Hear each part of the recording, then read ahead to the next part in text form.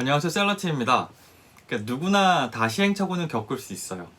저도 6, 7년 해외 판매를 하면서 잘못된 결정을 하기도 했었고 거기서 많이 배우기도 했었고, 이제 지금 지나서 생각해보면 그때 제게 조언할 수 있는 사람 또는 꼭 필요한 얘기를 누군가가 해줬으면 어땠을까 하는 생각을 하게 돼요. 아마 지금보다는 조금 더 나은 결과에 지금보다 더 빠르게 도달할 수 있었을 거라는 생각이 들어요.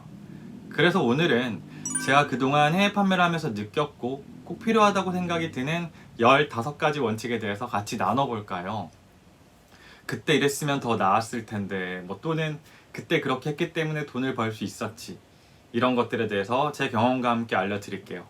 오늘 영상이 초보셀러분들 책상 앞에 딱 붙여두고 늘 보면서 도움을 얻을 수 있는 그 15가지 원칙이 되길 바라면서 한번 시작해볼게요. 첫 번째, 마음 먹었으면 즉시 고. 그러니까 마음을 먹었다면 해외 판매 시장에 그냥 몸을 던지세요. 나중에 회사 생활이 힘들면 한번 시작해봐야지, 또는 아이템 좋은 거 있으면 해봐야지, 이런 생각 갖고 있으면 평생 하기 힘들어요. 그냥 오늘 밤에 마음 먹었다. 그러면 오늘 밤에 즉시 컴퓨터 켜시고 좀 더 조사해 보시고 그 다음날 아침부터 시작하세요. 회원 가입부터 하고 리스팅이 가능해지면 일단 쉽게 구할 수 있는 판매 가능한 것들부터 한번 팔아보세요. 현재 국내 도매망을 통해서 제품을 이미 공급받고 있는 분이시라면 더 고민할 필요도 없겠네요. 일단 고 하셔야죠. 제가 지금까지 본 주변인들 중에서 언젠가 이 일을 할 거야 라고 맘만 먹고 있다가 현재 이 일을 하고 있는 사람은 거의 없어요. 두 번째, 빠른 속도로 확장하기. 이베이 시작해서 좀 되면 아마존도 하고, 아마존이 좀 되면 큐텐도 하고, 큐텐 되면 프레스트몰도 하고, 곧 되면 쇼피도 하고, 그리고 자사몰도 하고, 이런 식으로 하시는 건 전 추천해 드리지를 않아요. 뭔가 하나에 집중해서 잘 키우면 된다는 생각도 일리는 있지만 전 거의 2, 3주 간격으로 하나하나 확장을 하는 식으로 진행을 했어요. 아시다시피 뭔가 사이트마다 인증받고 판매 승인받고 이러는 게 시간이 생각보다 많이 걸려요. 그리고 한 플랫폼에서 판매가 좀 이루어지고 난 뒤 다른 곳으로 확장을 하려면 첫 번째 플랫폼에서 고정적으로 꾸준한 매출이 일어나야 할 텐데 초반에 그러기는 쉽지 않겠죠. 결국 하나에 집중해서 하려다가는 그 다음에 갈 플랫폼은 시작도 못하고 아예 포기하고 접을 수도 있어요. 그래서 처음에 조금 바쁘더라도 시간을 좀 더 할애해서 여러 플랫폼들을 2, 3주 간격으로 최대한 빠르게 확장하는 걸 추천해드려요. 이전에도 말씀드린 적이 있는데 이베이 하나에 판매하는 거나 다른 3개, 4개 플랫폼에서 동시에 판매하는 거나 업무량 차이는 그렇게 크지 않아요. 그러니까 시작부터 여러 플랫폼으로의 확장을 염두에 두고 빠른 속도로 확장을 해나가세요. 세 번째, 자사몰은 필수예요. 그러니까 이베이나 아마존 같은 공룡 플랫폼들은 단골 장사가 정말 쉽지 않아요. 셀러가 정말 미친 듯이 많고 비슷한 대체품들도 많아서 재구매율이 정말 높지 않아요. 하지만 자사몰은 처음에 시작해서 고객을 유인하기가 쉽지 않지 재구매율은 정말 높아요. 코로나 이슈로 배송의 지연이나 문제가 생겨도 5번, 10번 구매해주던 고객들은 현 상황에 대해서 충분히 이해해주고 배송료를 더 내고 특성으로 제품을 받거나 안정될 때까지 기다려주는 경향이 상당히 많아요. 네 번째, SNS, 그러니까 즉 소셜 네트워크 꾸준히 관리하기. 소셜 네트워크, 인스타그램, 트위터, 페이스북, 참 팔로워도 잘 안 들고 어렵죠. 분명히 어려운 거 맞아요. 하지만 이거 계속 하셔야 돼요. 인스타 좋아요가 5개밖에 안 눌러져도 계속 피드를 올리셔야 돼요. 이런 소셜 네트워크만큼 전파력, 파급력이 좋은 매체는 현재까지 보지를 못했어요. 저도 하루에 피드 5개, 6개씩 꾸준히 올리면서 계속 관리하고 있고 실제로 제 인스타 팔로워가 10K, 그러니까 10,000명이죠. 10,000명을 넘은 다음부터는 새로운 제품에 대한 그 유입량이 눈에 띄게 증가했어요. 이베이의 제품을 올려도 아마존의 제품을 올려도 자사몰의 제품을 올려도 꼭 소셜 네트워크 제품에 대한 피드를 같이 올리시고 소셜 네트워크를 통해 판매량이 늘어날 수 있게 해주세요. 오프라인으로 판매하는 사람만이 할 수 있는 전단지 돌리기, 광고지 부착 등의 마케팅 방법들이 있듯이 온라인으로 판매하는 셀러분들이 할 수 있는 마케팅법이 또 있는 거예요. 어디든 가만히 문 열어두고 있는다고 누가 와주진 않아요. 누가 찾아오도록 만들어야 해요. 그리고 그 방법 중에 하나가 바로 꾸준한 소셜 네트워크라는 거죠. 5번째, 도매 문의가 들어왔을 때 욕심내지 않기. 그러니까 온라인에서 제품을 판매를 하다 보면 의외로 도매 문의가 많이 들어와요. 그때 너무 맞은 욕심을 내지 않고 정성스럽게 인보이스를 잘 만들어서 프로포즈를 한번 해보세요. 그러니까 주로 이런 건 미국이나 일본 등의 주요 국가가 아니라 아제르바이잔, 중동 쪽의 국가들, 남미 쪽 국가들, 이런 한국과의 거래가 좀 많이 없는 나라에서 많이 들어와요. 이때 기회를 정말 놓치지 말고 잘 잡으셔야 돼요. 저도 해외 판매를 시작한 지 한 2년쯤 후에 겨우 기회를 잡았던 것 같은데, 그 첫 번째 거래는 좀 오래돼서 기억은 잘 안 나는데 중동 쪽의 국가였던 것 같아요. 어느 대학교 로고를 판촉용 텀블러에다가 박아주고 한 200개 정도를 팔았던 것 같아요. 수량도 적고 마진도 적었지만 이때의 경험이 되게 큰 힘이 돼서 그 다음부터는 알리바바에도 손을 뻗쳐서 도매로 해외 물건을 팔려고 시도하게 되는 계기가 되었죠.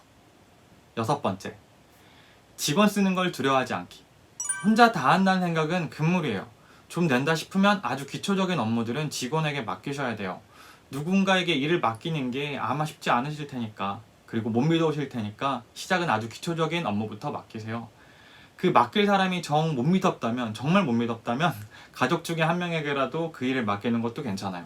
저도 사실 사람을 쓰는데 서툴러서 아내에게 아주 기본적인 업무는 이제서야 맡기기 시작을 했어요. 혼자 다 하는 건 솔직히 능력 밖의 일이 되는 것 같아요. 하나부터 열까지 그 모든 일을 혼자서 다 책임지려면 정작 중요한 일, 어떤 제품을 팔아야 하고 어떻게 더 팔리게 할 것인가에 대한 고민이 상대적으로 부족해질 수밖에 없어요. 어디선가 봤는데, 그러니까 인간의 몸은 30대 후반의 정점을 찍고 40대가 되면서부터 모든 기능들이 점점 퇴화된다고 하더라고요. 퇴화하지 않고 더 강해지는 건 딱 하나, 그 고집스러운 마음일 뿐인 것 같아요. 제 생각에.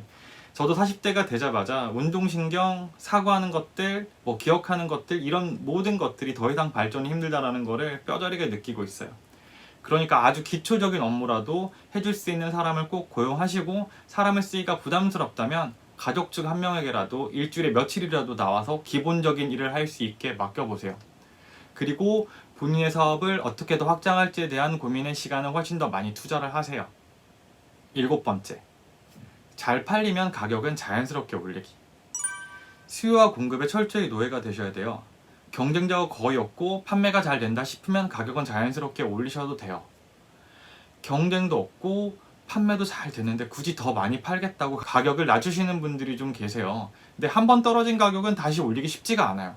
그러니까 꼭 최저 가격은 유지하려고 노력하시고, 경쟁자가 줄어들면 가격을 조금 더 올리셔서, 조금씩 올리셔서 마진을 좀 더 올려놔야 나중에 경쟁이 치열해져가지고 수익이 감소할 때 그 감소분을 미리 메꿔 놓을 수 있는 효과도 있어요.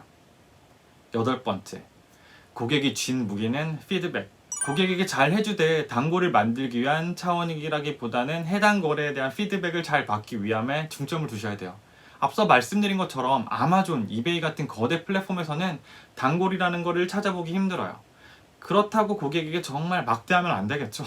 왜냐하면 고객은 피드백과 클레임이라는 무엇보다도 강력한 무기를 손에 쥐고 있어요. 단골은 못 만들겠지만 이 고객이 좋은 피드백을 남기고 클레임을 걸지 않을 수 있도록 정말 고객 응대는 최선을 다해야 돼요. 피드백이 얼마나 중요한지는 말씀 안 드려도 아시겠죠.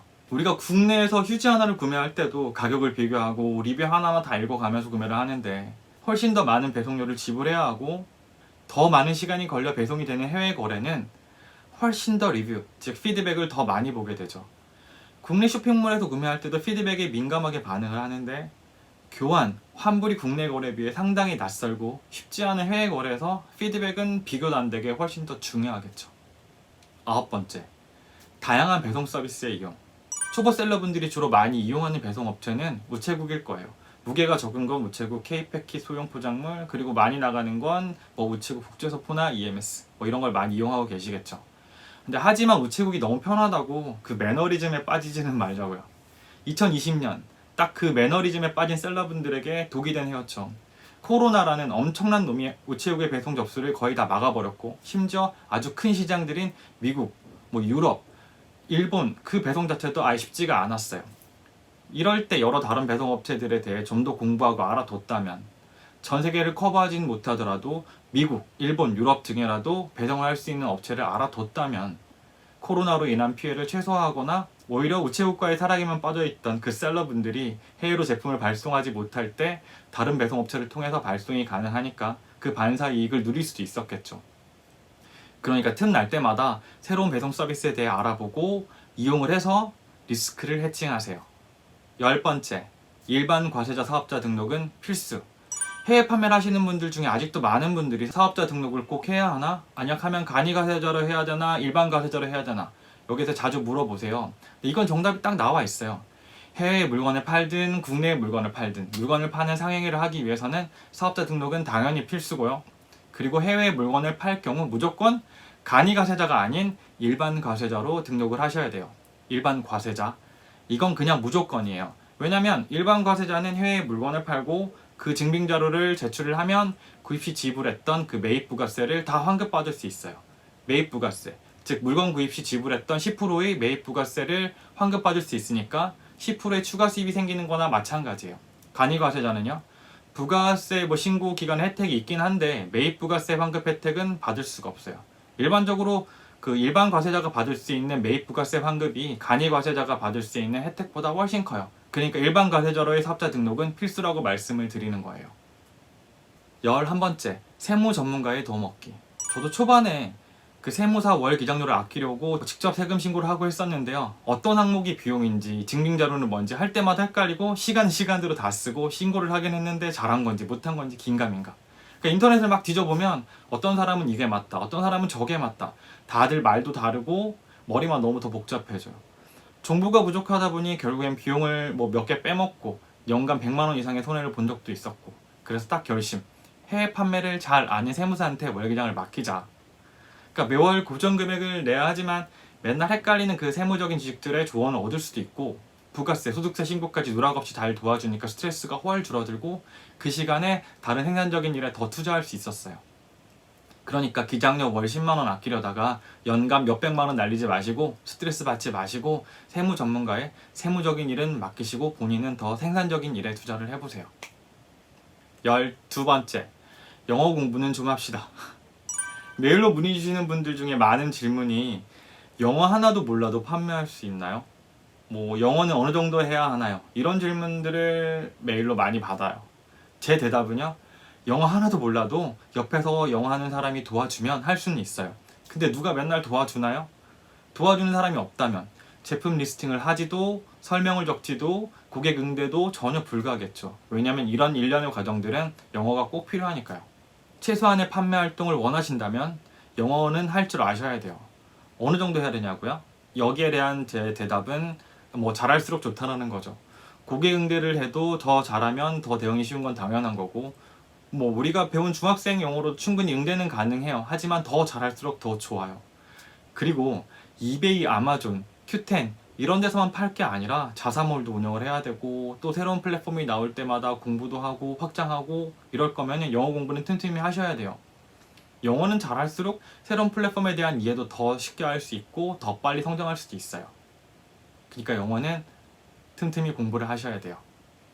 13번째, 초연해지기, 그러니까 클레임, 반품에 일희일비하지 말기. 아마존의 횡포에 맞서 싸우려기보다는 적당히 하라는 대로 잘하는 걸 추천해 드려요. 저도 초반에 고객의 어이없는 반품 요구, 클레임에 대해 고객과 그리고 아마존과 싸우려다가 고객의 테러 같은 피드백과 클레임으로 계정 정지 경고 메일을 몇 번이나 받았어요. 저처럼 경고 메일 몇 번 받고 아마존에 어필하고 계정 정지 막으려고 생고생 해보신 분들이라면 절대 고객이랑 또는 아마존이랑 싸우려 하지 않을 거예요. 아마존은 거대 공룡이에요. 본인이 엄청난 파워를 가진 글로벌 브랜드, 예를 들어서 나이키나 애플 이런 브랜드의 오너가 아니라면 그냥 하라는 대로 하세요. 셀러의 입장을 이해해달라고 아마존에 말해봤자 씨알도 안 먹히고 오히려 같은 걸로 더 항의하면 계정 정지될지도 모른다는 경고를 주죠. 정말 깡패 중에 깡패예요. 그냥 판매되는 것들 중에 몇 프로 정도는 이런 클레임이 발생한다고 생각하고 미리 고려해서 판매가를 조금 더 높게 측정하고 판매를 하셔야 돼요. 그리고 고객이 클레임을 걸면 적당한 선에서 타협을 해서 고객의 심기를 절대 불편하게 하면 안 돼요. 14번째, 다양한 제품 라인업을 만들기. 일단 여러 라인업을 다양하게 갖춰보세요. 꼭 한 제품의 전문가가 될 거라는 생각으로 접근하실 필요는 없어요. 앞서 말씀드렸듯이 이베이, 아마존 같은 거대 플랫폼에 단골 장사는 거의 없어요. 자사몰을 가지고 운영하는 건 좀 다른 문제지만요. 그러니까 본인이 제조사시라면 그 해당 분야의 전문가가 될 수도 있겠지만 이런 제조사 입장이라도 꼭 자기가 제조하는 제품에만 국한될 필요가 없다라는 거죠. 다른 제조사의 제품에 판매 권한을 얻어서 팔아도 되고 이렇게 다양한 제품을 취급하다 보면 대박은 아니라도 소박 이상, 중박하는 제품들이 나타날 수도 있고 그럴 때 빠르게 그 제품에 집중해서 매출을 올리셔야 돼요. 이런 전략으로 진행을 하셔야 돼요. 마지막 15번째. 일주일에 적어도 3번 운동 꼭 하기. 한 사업체의 대표가 되어서 일을 한다는 건 이 회사와 한 몸이 되어 움직이고 싶은 유인이 엄청나게 들겠죠. 아침에 일어나자마자 일 생각에 매이고 하루 종일 일 생각하다가 잠들 때도 일 생각하면서 잠이 들 때가 많아요. 내가 더 열심히 하면 할 만큼 매출이 더 늘어날 거라는 기대 심리가 있어서 계속 일에 매여 있고 싶은 생각이 드니까 이걸 잊고 머리를 리프레시하는 시간이 꼭 필요해요. 이런 걸 떨쳐버릴 수 있게 되는 게 전 운동이더라고요. 조깅 코스를 한 10km 정도를 막 뛰고 나면 나중에 제 조깅화가 땅에 닿는 소리에만 집중하게 되고 잡념들은 싹 사라질 때가 많아요. 제 경우에는요. 이렇게 흠뻑 땀 흘릴 수 있는 운동이나 머리를 리프레시할 수 있는 방법들을 꼭 찾아서 워라밸을 실천하셔야 일에만 매여서 마음이 지치지 않고 더 나아갈 수 있어요. 오늘은 이렇게 제가 해외 판매를 하면서 경험하고 시행착오를 통해 배운 것들을 하나하나 알려드려 봤어요. 그러니까 이 15가지 원칙들을 하나하나 잘 지켜나간다면 기존보다 더 적은 스트레스로 더 성장해가는 본인을 느낄 거라고 저는 확신을 해요. 많은 도움이 되셨길 바라며 다음 영상부터는 다시 또 실전 영상들로 큰 도움 드리도록 할 테니까 많은 시청 부탁드립니다. 시청해주셔서 감사합니다.